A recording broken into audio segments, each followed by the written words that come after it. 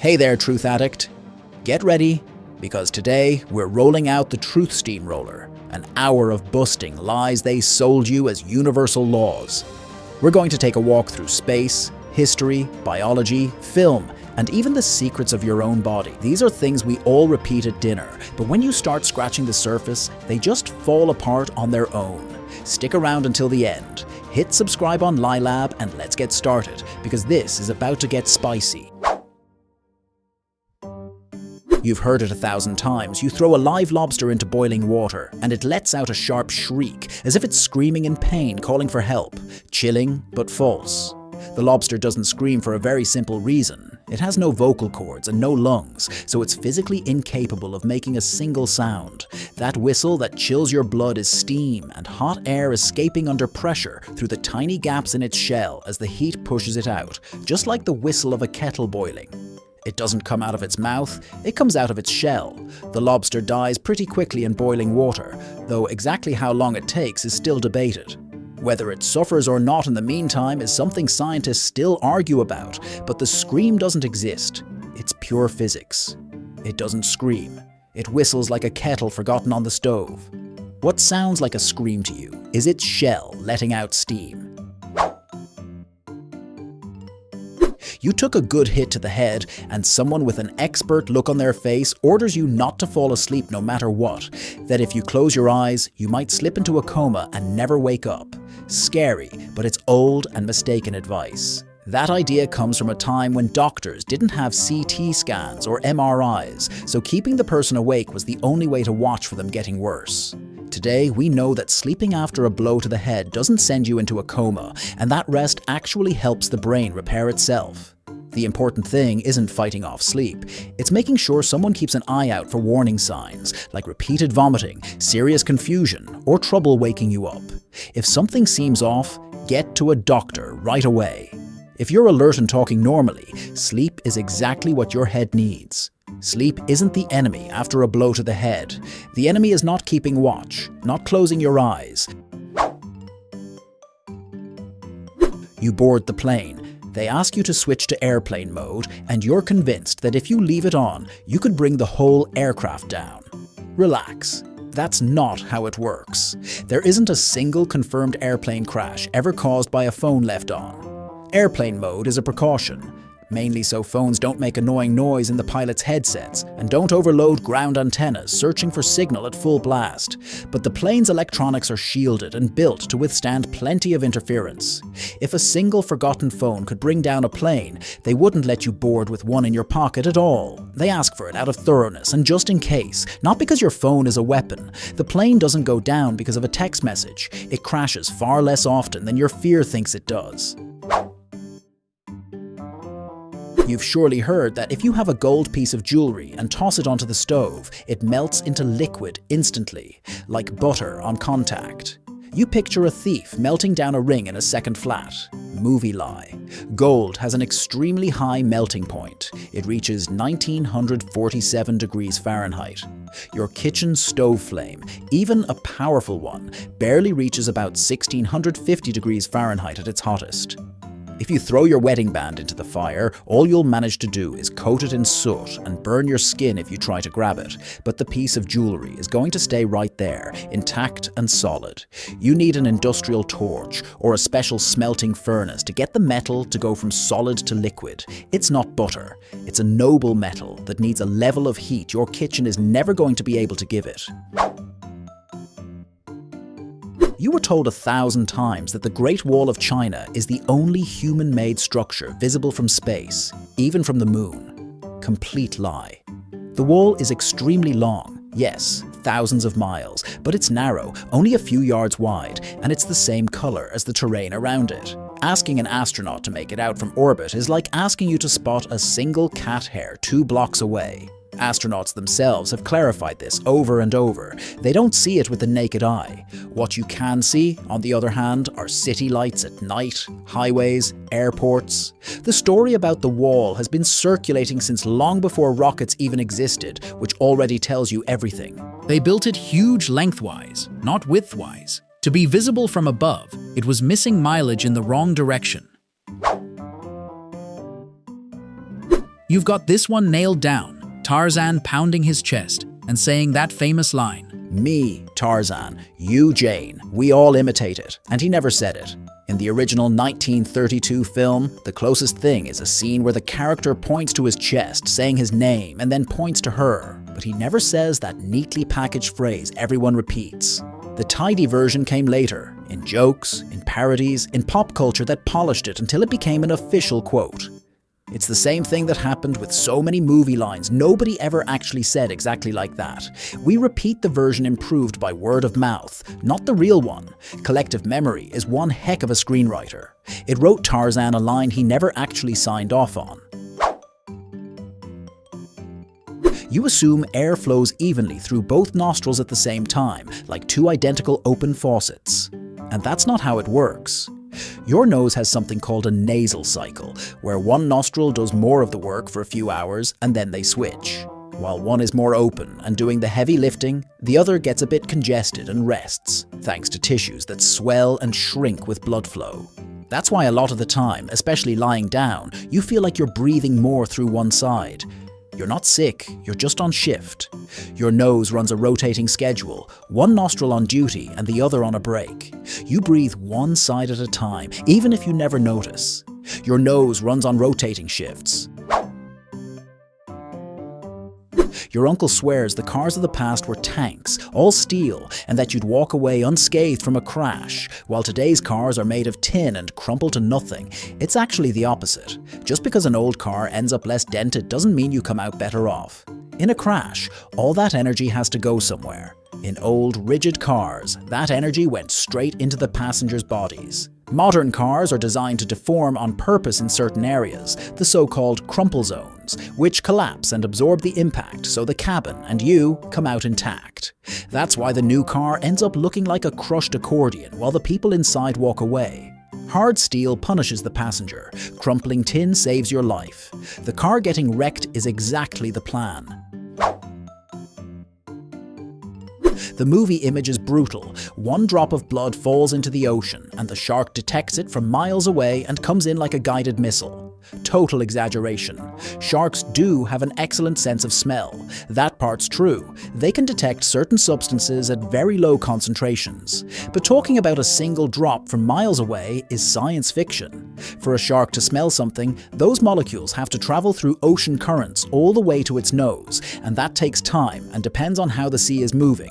Under real conditions, they detect blood at distances of a few hundred yards at most, not miles, and they still have to get closer to find the source. It smells well. It doesn't smell the impossible.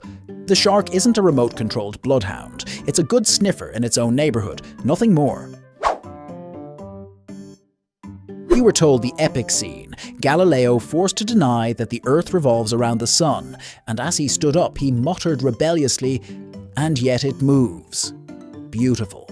But almost certainly he never said it. That phrase doesn't appear in any document from the time of the trial, in 1633. It only shows up more than 100 years later, in a book by an Italian writer who added it for dramatic effect. If Galileo had thrown out a challenge like that in front of the Inquisition, he wouldn't have lived to tell about it. He was a brilliant man, but also a pragmatic one, and he signed what he was asked to sign to save his own skin. The whispered rebellion made for a great movie moment. Posterity invented it, not his mouth. They gave a hero's line to a man who just wanted to stay alive. You take the plate out of the microwave and let it sit for a moment because something about it makes you uneasy. The idea that the food is left holding radiation inside. Unfounded fear.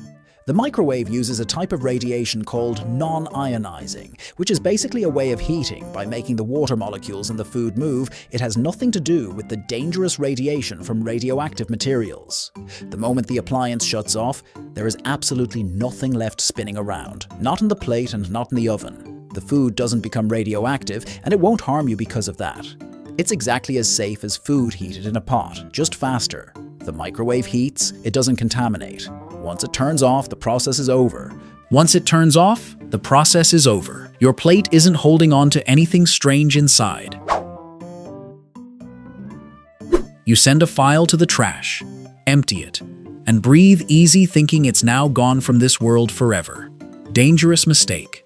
When you delete a file and empty the trash, the computer doesn't destroy it. It just marks that space on the disk as available to write over. The file stays there, complete, until something else overwrites it. That's why data recovery programs exist that rescue supposedly lost photos and documents, and why computer experts recover data from machines people thought were wiped clean. If you really want to erase something for good, you need to overwrite that space several times or physically destroy the disk. Emptying the trash is closing the drawer, not burning the paper. The file didn't leave. It just played dead.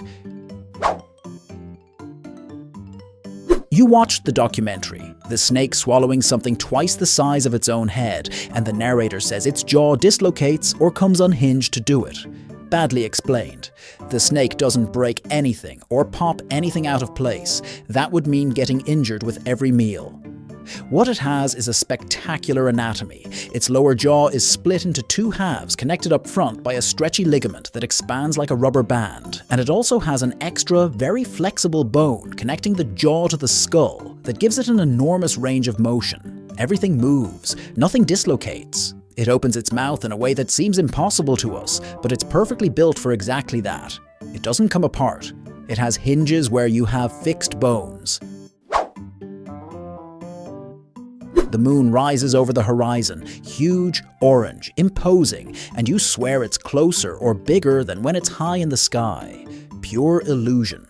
The moon measures exactly the same in the sky, no matter where it is. You can prove it by covering it with your thumbnail at arm's length, both when it's low on the horizon and when it's at its highest point, and it covers it the same either way. What happens is, your brain compares it to the trees, buildings, and hills on the horizon, and having those references makes it look gigantic. When it's alone in the black sky, with nothing next to it, you see it as small. It's the famous moon illusion, a trick your own head plays that scientists still argue over how to fully explain. It didn't grow. The landscape made it look bigger. Your grandmother used to yell at you, "Turn on the light, or you'll go blind reading like that." Relax. It's not that serious.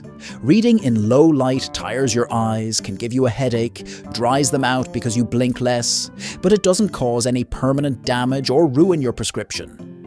The eye is a muscle that strains and then relaxes, like when you lift something heavy, and a little while later you're back to normal. Studies on nearsightedness point much more toward lack of natural light and spending hours staring at things up close than toward a bit of dim lighting. So that dim little lamp will bother you. It won't hurt you. You'll end up sleepy with tired eyes, nothing more. You quote it to justify any shady move. After all, Machiavelli said it in The Prince, the end justifies the means. Except that exact phrase doesn't appear anywhere in his work. Niccolo Machiavelli wrote similar ideas. He coldly analysed how to hold on to power. He talked about how sometimes the outcome is what leads people to judge a ruler's actions. But that neat little sentence, so widely used, is a simplification that got tacked onto him afterward, a kind of misleading summary of his thinking. The man was far more subtle and even ironic than the meme lets on. They gave him a slogan and stuck it to his forehead forever. He thought through complex politics. He got handed a bumper sticker. You had the fear drilled into you as a kid. Be careful at night. A bat might get tangled in your hair and never come out. False from start to finish. Bats have one of the most precise navigation systems in nature, echolocation, which lets them detect obstacles as thin as a wire in complete darkness. They're able to catch a mosquito in flight at full speed. The idea that they just happen to not dodge your head is ridiculous. The last thing a bat wants is to crash into you. If one flies by close and low, it's usually because it's hunting insects drawn to a light, not because it's got you as a target. The bat dodges you with a skill that puts you to shame. It doesn't get tangled in your hair. It sees you better in the dark than you see yourself in broad daylight. You're stuck at an endless red light, and you don't turn off the car because someone told you that restarting it burns more gas than leaving it running.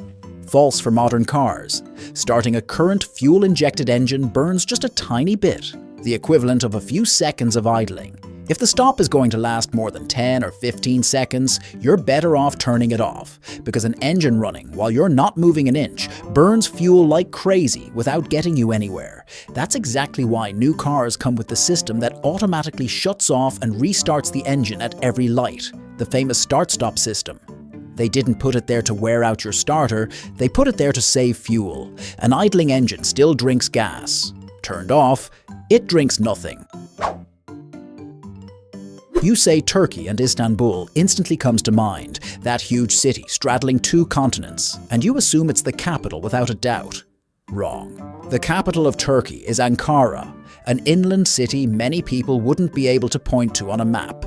Istanbul is the biggest, the most famous, the tourist postcard, but the government and embassies have been in Ankara since 1923, when the modern republic was founded and the capital was deliberately moved away from the old imperial city. The same thing happens with plenty of countries where the best-known city isn't the seat of power. Istanbul has the fame and the history. Ankara has the stamps and the offices. The prettiest one isn't always the one in charge. The spotlight is on one. The capital is in the other. You inhale helium from a balloon and talk like a cartoon character, and you figure your voice goes high-pitched because the gas is lighter and lifts your pitch. Close, but the explanation is twisted. Helium doesn't change the frequency at which your vocal cords vibrate. They keep vibrating exactly the same. What changes is the speed of sound inside that gas. In helium, sound travels almost 3 times faster than in normal air, and that changes which frequencies get amplified in your throat and mouth, changing the tone, not the bass pitch. That's why you sound weird, squeaky, cartoonish. It's not that your voice goes up, it's that the sound's color changes. Helium doesn't tune you higher. It changes your internal acoustics. Some people won't wear a seatbelt with the excuse that it could trap you in the car, that it's worse if there's a fire or you go into the water, that it's better to get thrown clear. That idea kills people. The statistics are overwhelming. The seatbelt saves far more lives than it could theoretically complicate. Cases where a seatbelt traps you are extremely rare, and even in a fire or a fall into water, you're going to have a much better chance of staying conscious and able to react if the seatbelt kept you from hitting your head on impact. Getting thrown from the car is one of the worst things that can happen to you. It multiplies your risk of dying. The seatbelt doesn't trap you, it keeps you intact and awake enough to escape. The fear of getting trapped is exactly what leaves you stuck outside, flying through the air.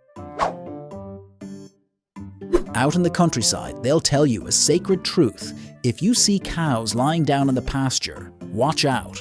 A storm is coming. It sounds poetic, but there's nothing to back it up. Cows lie down for all sorts of reasons that have nothing to do with the weather, to chew their cud peacefully, to rest their legs, because the ground is cool, or just because they feel like it. No reliable link has ever been found between cows lying in a field and rain on the way. The animal isn't a barometer with horns.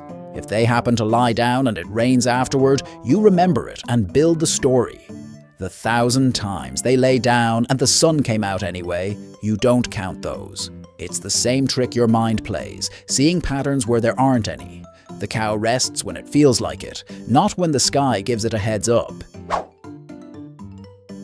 You were taught the little trick in the plaza to seem cultured. If the horse in the statue has both front legs up in the air, the hero died in battle. If it has one leg raised, he died from his wounds. And if all 4 legs are on the ground, he died of old age in his bed. Sounds like a spectacular secret code, but it's a giant load of nonsense. Historians have long since gotten tired of searching for proof and debunking it. That supposed universal code among sculptors never existed and never did. If the horse is rearing up with 2 legs in the air, it's simply because the artist wanted to add a touch of action, heroism, or movement to the piece, or to solve a balance and weight issue with the bronze. There are dozens of heroes who died peacefully at home while their horses are shown leaping wildly in the plaza. The horse is just posing to look good, nothing more. They sold it to you at the gym. Eat only egg whites. That's where all the protein is. And the yolk is just fat you throw away. Incomplete and pretty unfair to the yolk. It's true that egg white has extremely high quality protein, but the yolk also provides protein, almost half the egg's total, and on top of that, it holds nearly all the vitamins, the iron, the minerals, and the good fats. Throwing away the yolk means throwing away the most nutritious part out of fear of a cholesterol level that in most healthy people doesn't even move the needle. The whole egg is one of the most complete foods that exists. Tossing the yolk is giving away the best part of the package. The white contributes, the yolk crowns it. Together, they're a team, not rivals. You picture them hairy, covered in mud, smelling like goats, screaming amid the filth. Pop culture painted them that way, brutish and sloppy. Completely false. Vikings were among the cleanest people of their era. They bathed once a week, an extremely rare habit for medieval Europe, so much so that they even had a day of the week, Saturday, whose old name literally meant washing day. Archaeologists found combs, tweezers, and ear and nail cleaners in their tombs, a whole personal hygiene kit. English chronicles from the time complained that the Norse were so clean and well-groomed that they stole the attention of local women. By the standards of the time, they were quite the dandies. They didn't smell like goats. They smelled better than the neighbor criticizing them. You think that when a plane breaks the sound barrier, it makes one single boom, and that's it. It crossed and it's done. Misunderstood. The sonic boom isn't a one-time event that happens as the plane crosses the barrier. It's a continuous sound the plane keeps dragging along the whole time it flies faster than sound. It works like the wake of a boat, which doesn't form just once but travels along with the boat as it moves forward. What happens is that you, standing on the ground, only hear the boom the moment that cone of pressure passes over you. If the plane keeps flying supersonic, it leaves the boom along its entire path, and each person hears it whenever it's their turn. It's not a single slam in the sky, it's a thunderclap traveling stuck to the plane. You look at your phone, see all the signal bars filled up, and assume you have the best possible connection, full-speed internet. Not necessarily. Signal bars only tell you how close and strong your phone's connection to the tower is. In other words, signal strength. But actual internet speed depends on something completely different. How many other people are using that same tower at the same time? You can be right next to the tower, with all your bars full, and still be crawling along because thousands of people are connected, sharing that same bandwidth, say at a concert or downtown. And the opposite happens too. Fewer bars, but few people around, and you fly. Bars measure proximity, not speed. Full signal doesn't mean fast internet. Having coverage is one thing, having a clear lane is another.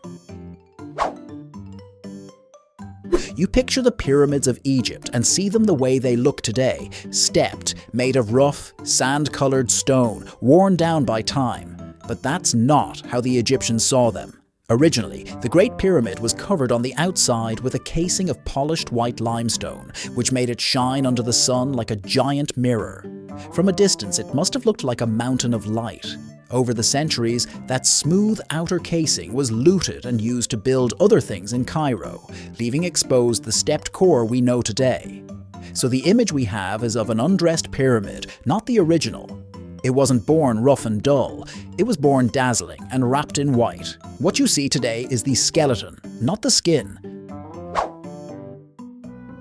You're battling the scale, and someone hands you the miracle tip: eat toasted bread, it has fewer calories. Wish it were true, but no. Toasting bread doesn't remove calories, it removes water. The heat evaporates the moisture in the crumb, which is why it comes out crispy and lighter in your hand, but the carbohydrates, which are what provide the energy, stay right there intact. A toasted slice has practically the same calories as this is how it digests. If you want to cut calories, eat less bread. Don't leave it in the toaster longer. The toaster dries it out, it doesn't slim it down. You're removing steam, not weight. You've got your little fish in a small tank and you feel fine because you were told the fish only grows to fit the size of the container, so it'll never get big. Ugly lie with ugly consequences. If your fish stays small in a tiny tank, it's not because its body comfortably adjusts to the space, it's because it's sick. Dirty, cramped water builds up waste that stunts its outward growth, but its internal organs keep growing anyway, which slowly deforms it and makes it sick on the inside. A healthy goldfish can reach 8 to 12 inches and live for many years. A small tank doesn't keep it proportionate, it slowly kills it. It's not adapting happily, it's shrinking because it's suffering. Hold on a second before we keep going, because in myth number 34, we just told you something you're going to look at differently the next time you see a fish tank. But hang tight, because coming up in myth number 51, we're going to take apart an entire era that movies sold you completely backwards. Don't go anywhere. How many times did they chase you away from the TV with the same old threat? Don't sit that close or you'll go cross-eyed or blind. Relax. Nothing happens. Sitting close to the screen can tire your eyes or give you a bit of a headache if you do it for a long time, but it doesn't damage your eyes or ruin your prescription. In fact, in kids, it actually works the other way around. Those who already have some nearsightedness sit closer because they see better up close. So sitting close is the effect, not the cause. Old tube TVs did emit a tiny bit of radiation, but today's screens emit essentially none. Looking up close is uncomfortable, not destructive. TV doesn't burn your eyes. It tires them out, which is a different thing, and it's fixed by sleeping. You look at the moon in its first quarter and think that dark part is the Earth's shadow covering it. Sounds logical? But it's wrong. The moon's phases have nothing to do with our planet's shadow. The moon is always lit by the sun on one half. What changes is the angle from which we see it as it orbits around us. When we see a half moon, we're seeing half of the lit side and half of its own shadowed side. The Earth's shadow on the moon does exist, but it produces something else entirely. Lunar eclipses, which happen only a few times a year and last a little while. The phases are about perspective, not something blocking the light. It's not that something is casting a shadow on it. It's about where you're looking from. You see it on $100 bills, that face of a towering founding figure, and you assume Benjamin Franklin was President of the United States. And no, he never was. Franklin was a huge number of things: inventor, scientist, diplomat, one of the founding fathers. He signed the Declaration of Independence and the Constitution, but he never held the presidency of the country. He's on the $100 bill for his historical weight, not for having governed. In fact, not everyone who appears on US currency was a president. Franklin is the most famous example of that. They gave the most expensive face of all to someone who never set foot in the White House as its chief. He did almost everything except be president. The bill misleads you, the resume doesn't. You see a spider in the bathtub or the sink, and you're sure it climbed up through the drain, scaling up from the pipes like a mountaineer. Almost always, no. Spiders that show up in bathtubs and sinks usually don't come from the plumbing. They walk in across the floor or the walls and fall in looking for water or chasing prey. Once they fall onto that smooth, steep surface, they can't get back out because their legs slip and they have nothing to grip onto. That's why you find them there, trapped, giving the false impression that they just emerged from the pipe. The trap isn't the drain, it's the slippery slope. It didn't climb up through the toilet. It fell in and can't find the way out, poor thing. You pull out the roll of aluminum foil and hesitate for a second, because someone swore to you that the shiny side reflects heat and the dull side absorbs it, so you have to place each side facing the right way. Kitchen myth. Both sides of aluminum foil cook exactly the same, and the difference in shine has nothing to do with the food.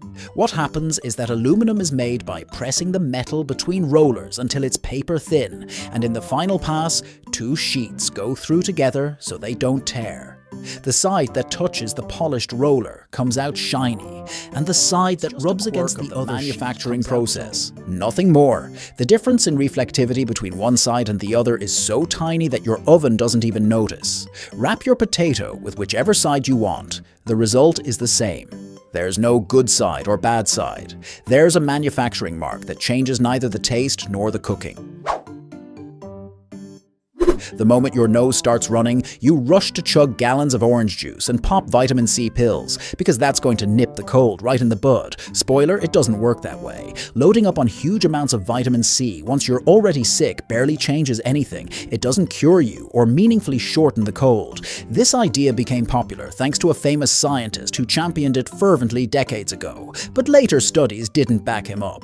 The most that's been shown is that taking it regularly and consistently before getting sick might shorten the duration just a little bit in some people who are very exposed to cold or physical exertion. But binging on oranges once your nose is already stuffed up doesn't work miracles. Vitamin C doesn't shut down a cold. It shows up late to the party.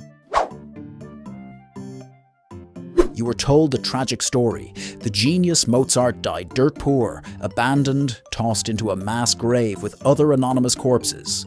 The movie helped cement that image quite a bit, but it's pretty exaggerated.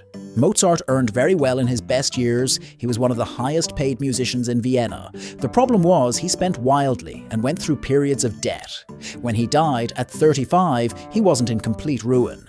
He was buried in a common grave, yes, but not because he was poor or looked down on. It was simply the Viennese custom of the time for almost everyone, a norm of simple burial that the emperor had imposed. It wasn't a grave for outcasts. It was the standard burial of his time. The legend made him more miserable than he actually was. You've got a magnet on your fridge, and you figure that over time, just naturally, it's going to lose its strength until it stops working, like a battery running down. That's not quite how it goes. A good permanent magnet can hold on to essentially all of its strength for many, many years, even centuries, if you just leave it alone. It doesn't burn energy like a battery. Its magnetism comes from how its atoms are aligned, not from some charge running out.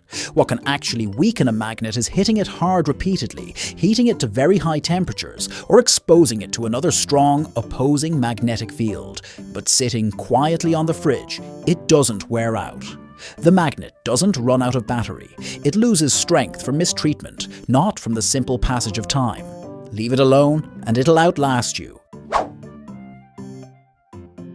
You've got that scene burned into your memory, the chilling Hannibal Lecter greeting the agent with a hiss, "Hello, Clarice." Everyone imitates it. And in the famous movie, he never said that line. In The Silence of the Lambs, when they first meet, Lecter greets her with "good morning," not the "hello, Clarice" everyone repeats. That sinister version became popular afterward, mixed in with parodies and the sequel, until it stuck as the official quote that, in reality, never existed exactly like that. It's the same phenomenon as always. Collective memory polishes a line until it's rounder and more perfect than the original. We repeat the improved version, not the one that was actually said. Hannibal never gave you that hello. We collectively gave it to him. As a kid, you wouldn't touch a toad for anything because someone swore to you it would cover your hands in warts. Age-old lie. Warts in humans are caused by a virus, the human papillomavirus, which has absolutely nothing to do with toads. Those little bumps you see on a toad's skin aren't contagious warts, they're glands, some of which produce substances to defend against predators. Touching a toad isn't going to cover you in warts. That's an old wives' tale. That said, it's a good idea to wash your hands afterward, because those secretions can irritate you if you touch your eyes or mouth. But warts? None whatsoever. The toad doesn't hand out warts. Its skin makes an impression on you, not an infection. And on top of that, the poor thing eats the mosquitoes that actually do bother you. Someone at the table stops you from taking a sip. Don't drink water while you eat. It'll mess up your digestion and dilute your stomach juices. Myth with no basis. Drinking water during a meal doesn't shut down or dilute anything that matters. Your stomach regulates its own acidity constantly, and the water you drink helps soften the food, move things along, and can even help you feel full sooner. It doesn't slow digestion. In a lot of cases, juices sounds scientific, but doesn't hold up under scrutiny. Your body isn't so fragile that it falls apart over a glass of water. Drink water at the table without worrying. It's good for you. Your stomach doesn't get flooded. Water accompanies the meal. It doesn't sabotage it. You say it without thinking. This is how it is in Africa. People in Africa are like this, as if it were a single place with a single culture. Huge mistake. Africa is a massive continent, the second largest in the world, with 54 recognized countries, each with its own languages, foods, histories and climates, ranging from desert to tropical rainforest to snow atop mountain peaks. The United States, China, India, and almost all of Europe combined fit inside Africa with room to spare. Talking about Africa as if it were one country is like talking about Asia or the Americas as if they were a single neighborhood. There are more than 1,500 languages spoken there. It's not a country, it's half a planet. Lumping it all into one bag means missing out on half the world.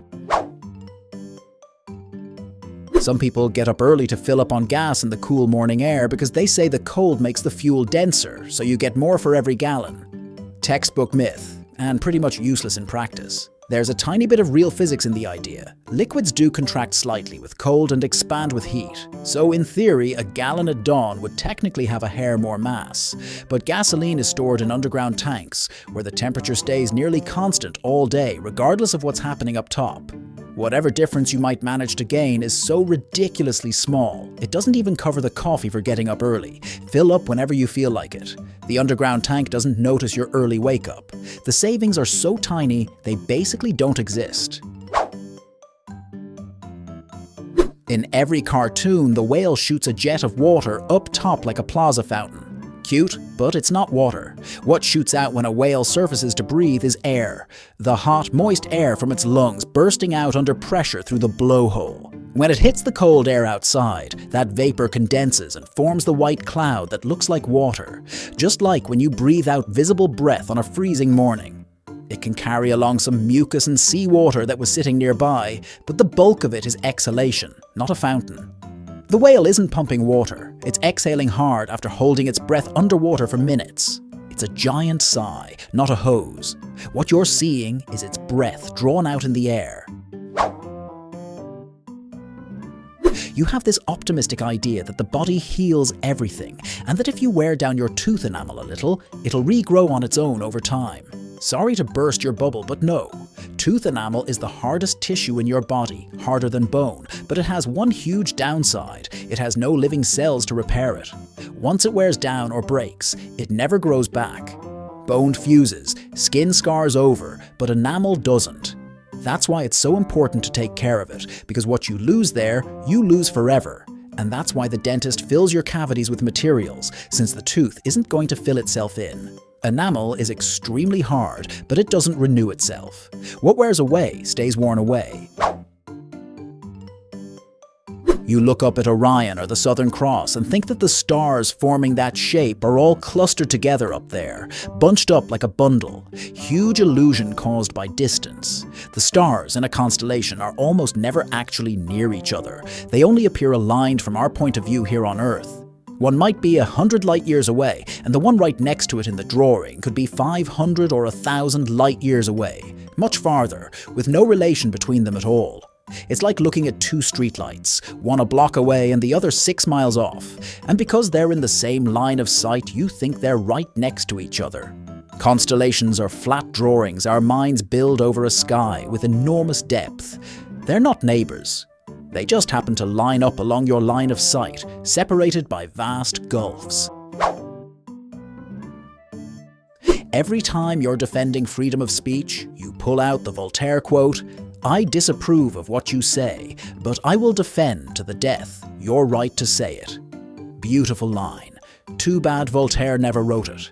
The actual author is an English biographer named Evelyn Beatrice Hall, who in 1906, writing about Voltaire, summed up the philosopher's attitude in those words. In other words, it was her interpretation, not a direct quote from him. Over time, the phrase got stuck to Voltaire and nobody bothered to ask again who really said it. It's one of those cases where the idea was so quintessentially Voltairean that the mix-up felt fitting. But credit for the line belongs to a woman who's been nearly forgotten. Voltaire thought along similar lines. The person who phrased it that beautifully was someone else. You've had the fear drilled into you that eating fruit after the main course is a mistake, because the fruit ferments in your stomach, bloats you, and makes you gain weight. Pure pseudoscience. Your stomach is an extremely acidic environment designed to break down food, not a bin where things rot like in a compost pile. Fruit doesn't sit around fermenting while it waits its turn inside you. The order in which you eat foods doesn't change the total calories or how your body processes them. An apple has the same calories whether you eat it before, during, or after the meal. If you eat fruit for dessert and feel bloated, it might be because of the total amount you ate, not some magical fermentation process. Fruit doesn't sit there decomposing. It's just as fattening no matter what time in the meal you eat it. Movies have burned it into you. The Wild West is a place where there were shootouts on every corner, lawless towns, deaths every single day at high noon. Pretty inflated. Towns in the American West were, for the most part, fairly quiet places where people just wanted to work and live in peace. Many had strict laws, and in several of them, you had to hand over your weapons when entering town, exactly the opposite of the movies. High noon, face-to-face showdowns were extremely rare, almost non-existent, a dramatic invention from cheap dime novels and later movies. There was violence, sure, but far less spectacular and far less frequent than you'd believe. The real Wild West was more boring than dangerous. The epic shootouts lived on the screen, not in the street. You were always told you have fingerprints to get a better grip, so things don't slip out of your hands, like the tread on a sneaker, and it turns out that's not quite right. Studies that actually measured this found that fingerprints, far from increasing friction, actually reduce it a bit on smooth surfaces because they decrease the real contact area between your skin and the object. What they're actually for is still up for debate. It's thought they might help you feel textures better, manage moisture, or prevent blisters. But the idea of the perfect grip fell apart. You have fingerprints to identify you and to help you feel, not to hold on to things better. The pattern on your finger isn't a non-slip strip. It's more like an antenna for touch. You see it golden, shiny, all brass, and you lump it in the same bag as the trumpet and the trombone. Mistake. The saxophone is a woodwind instrument, not a brass one, even though it's made of brass. What defines the category isn't the material on the outside, it's how the sound is produced. And the sax makes its sound thanks to a little reed, a piece of cane that vibrates when you blow into it, just like the clarinet. The trumpet, on the other hand, produces sound through the vibration of your lips against the mouthpiece. It was invented by the Belgian Adolphus Sax around 1846, specifically to bridge woodwind and brass instruments. So next time someone classifies it wrong, correct reads like wood. The reed is in charge, not the color.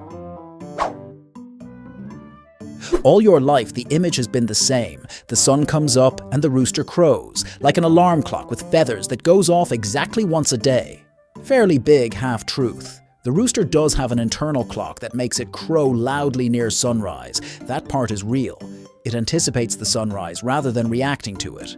But it doesn't only crow at that hour. It crows mid-morning, at noon, in the afternoon, when another rooster challenges it, when it gets startled, when it wants to mark territory. If you live near a hen house, you know it well. The thing doesn't stop all day. The dawn crow is its most famous moment, not its only one. The rooster isn't an alarm clock. It's a speaker that started early and never got turned off. Deep down, you believe rivers flow downward, and that downward means heading south, as if south were always the low point. False, rivers flow toward wherever the land is lower, regardless of compass direction. The most famous example is the Nile, one of the longest rivers in the world, which flows from south to north for thousands of miles because its source is higher up in southern Africa, and it empties out to the north, into the Mediterranean. Water doesn't check a compass, it follows gravity. South isn't lower, that's just an artifact of how we draw maps. A river can flow north, east, in zigzags, wherever the slope of the land takes it. They don't flow south. They flow toward wherever the ground gives way. You were banned from coffee as a kid with the world's most repeated warning. Don't drink that or you won't grow. You'll end up short. Completely false. There's no evidence whatsoever that caffeine stunts growth or makes anyone shorter. Your height is decided mostly by your genes and, to a lesser extent, by overall nutrition during childhood. Coffee doesn't factor into that equation. The myth probably came from an old belief that coffee caused bone problems, an idea that was later debunked. What is true is that caffeine isn't great for kids for other reasons, like sleep and nerves, but not because of height. Drinking coffee doesn't leave you short. If you're short, blame your dad, not the cup. You were told the word gringo was born from people shouting at American soldiers in green uniforms, "Gringo, go back home." Textbook false etymology. The word gringo already existed in Spanish long before any Yankee invasion. It's documented in Spain back in the 18th century, referring to foreigners who spoke oddly. It's believed to come from griego, meaning Greek, in the sense of speaking an incomprehensible language, the same idea as saying, "It's all Greek to me," but in Spanish. So, no signs, no soldiers in green. It's another one of those stories so neatly packaged that people tell them with total confidence, and they're pure invention.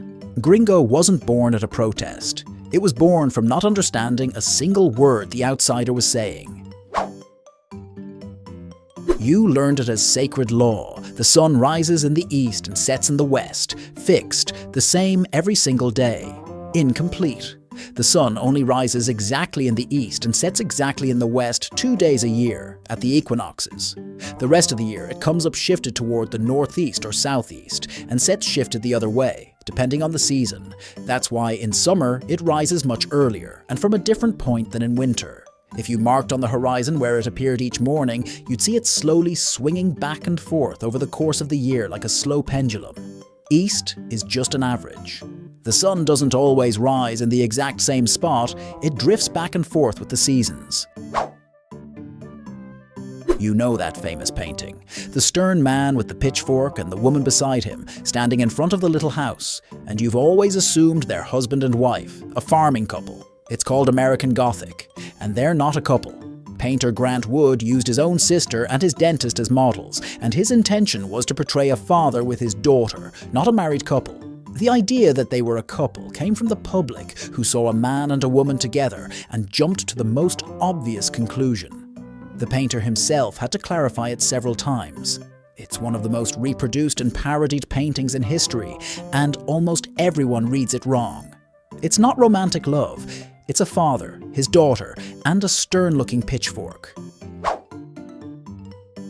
Think about it for a second. Have you ever heard a giraffe make a sound? That's exactly why the myth persists that they're mute, that they don't have vocal cords, or that a neck that long doesn't let them do vocalize. It's just that they do it rarely, and at frequencies that are sometimes hard for us to pick up. For years, biologists believed the mute idea, until a study at European zoos recorded almost 1,000 hours of nighttime audio and discovered giraffes let out a kind of low hum during the night, a sound around 90 hertz. They also snort, grunt, huff, and whistle when needed, and calves bleat to call their mothers. What happens is that during the day we can barely hear them, and that's what fed the myth. They're not chatty, that much is true, but mute they are not. They talk quietly and at night, like someone trying not to wake anybody up. Your grandmother used to serve you fish, telling you the phosphorus feeds your brain and makes you sharper for school. Old myth, and a pretty flawed one.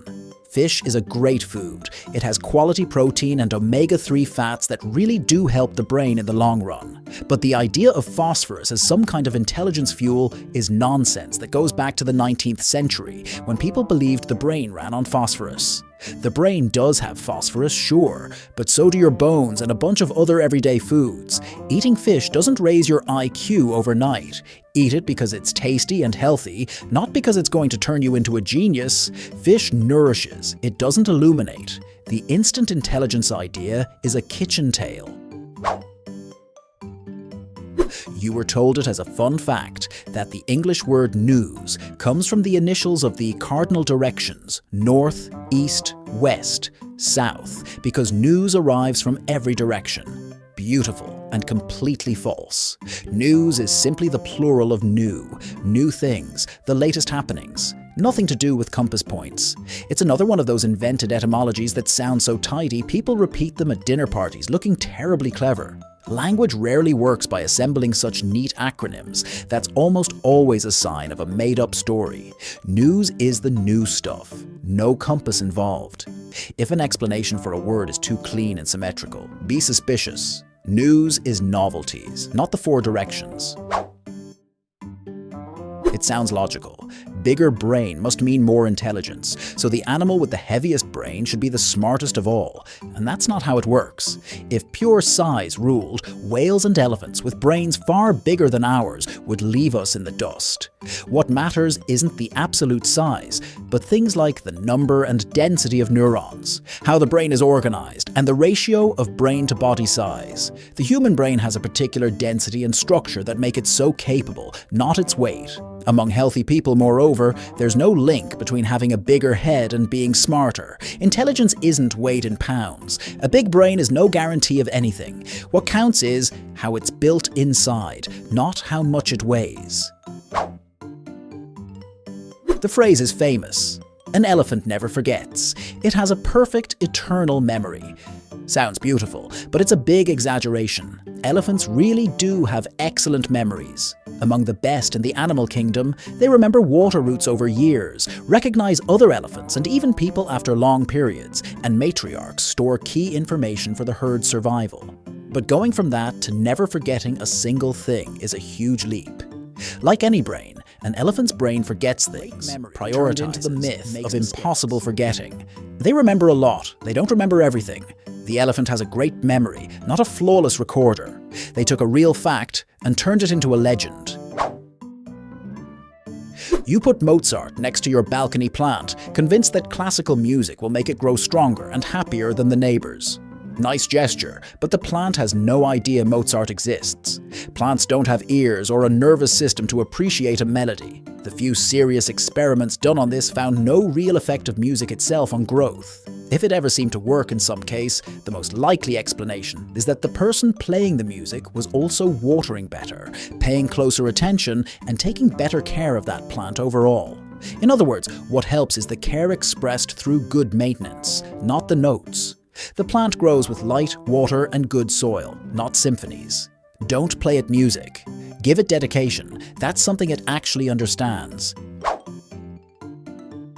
You use the saying to talk about ominous black birds. Raise crows and they'll peck out your eyes, as if it were about raising ungrateful birds. But the real meaning is something else. The saying isn't literally about crows, it's about people. It means that if you raise, help, or favor someone who's ungrateful, that same person will later repay you with betrayal or harm. The crows are a metaphor for the person you helped who turns against you. It's a saying about human ingratitude, not a bird-raising manual. You use it correctly when someone you gave a hand to ends up hurting you. It's not about raising birds. It's about the people you opened the door for who later bite you. The crow in the saying walks on two legs. Your first grey hair shows up, and you're too scared to pull it out because you were told that if you pull 1-7 grow back in its place, like some kind of hair-based revenge. Biologically impossible. Every hair grows from a single follicle, and that follicle produces only one hair. If you pull out a grey hair, that same little follicle can grow a hair back, probably grey again since the follicle has already stopped producing pigment, but only one, never 7. There's no way pulling out one hair could multiply neighbouring follicles. They don't communicate with each other to seek revenge. That said, pulling out hairs repeatedly can damage the follicle over time, so it's better not to make a habit of it. But the 7 part is pure old wives' tale. Where you pulled one out, one grows back.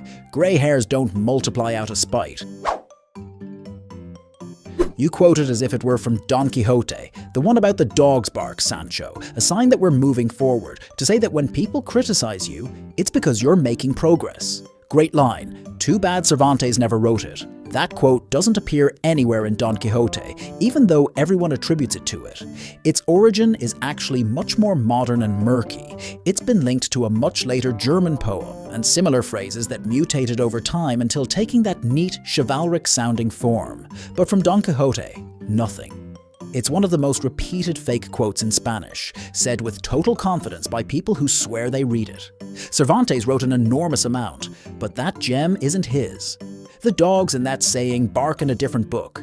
Don Quixote got handed a borrowed line. You eat some chocolate, and the next day a pimple shows up, and you connect the dots. Must have been the chocolate. Everybody says so. False. Or at least much weaker than you think. Science spent years looking for a direct link between eating chocolate and acne, and didn't find a clear one. Acne is driven mostly by hormones, genetics, and the skin's oil production. What can influence some people is a diet very high in sugar and dairy overall, but that's not the same as blaming one specific chocolate bar. If you break out, look at the whole picture, not just the last sweet bite. Chocolate is an easy suspect, not the proven culprit. You blame the dessert when the problem comes from inside. You get lost in the woods and remember the classic trick. Look for the moss that always grows on the north side of trees and use it as a natural compass. Nice idea, but it could get you even more lost. Moss couldn't care less about compass directions. It grows wherever there's shade and moisture, and that's it. In the northern hemisphere, the north side of tree trunks tends to be the shadiest, so moss tends to gather there, and that's where the story came from. But in the southern hemisphere, where we are, it's the opposite. Moss tends to favor the south side, which is the cooler one, and if there's plenty of moisture around, from a dense canopy, a nearby rock, or a hillside, moss will grow on every side and wrap around the trunk like a green collar. There are more than 12,000 species, and some even tolerate direct sun. Moss doesn't point north, it points to shade, which isn't the same thing. If you get lost, a real compass is a much better bet.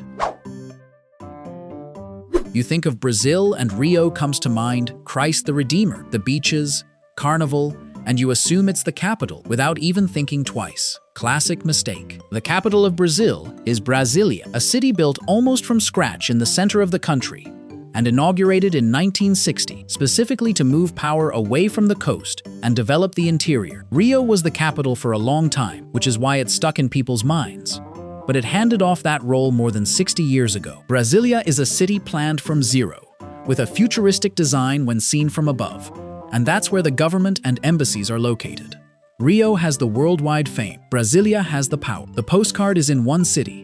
The capital is in another. It's the same trick as with Istanbul and Ankara. The most famous one isn't the one in charge. And that's where we land. If you made it through this marathon, you're now a little more free from all that misinformation. Now I want to read your answer down below. Which myth hurt the most to let go of? Because you were absolutely sure it was true. See you next time in LieLab.